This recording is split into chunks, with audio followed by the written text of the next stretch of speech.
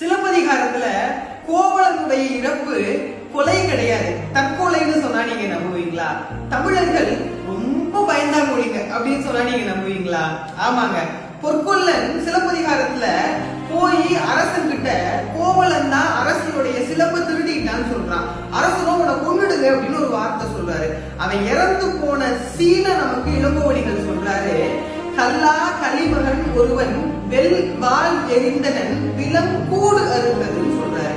உடனே பொற்கொள்ளன் 2 காவலர்களை கூட்டிட்டு வந்து அவன் மேல கொள்ளுங்கன்னு சொல்லி வாழடிய சொல்றானா, அந்த வீரர்கள் விட்ட வாள் கோவலனுடைய உடம்பு அறுத்துச்சே தவிர உயிரை எடுக்கலன்னு சொல்றாரு. அப்ப கோவலனுடைய உயிர் எப்ப போச்சு அப்படின்னு கேட்டா, தான் தான் திருடே அப்படிங்கிற ஒரு செய்தியை எப்ப கேட்டானோ அப்பவே அவனோட உயிர் போயிருச்சான். அவனுடைய உடம்பதான் அந்த வாழ் அறுத்துச்சுன்னு சொல்றாரு. அப்படின்னா தமிழர்கள் பயந்தவர்கள் தான்.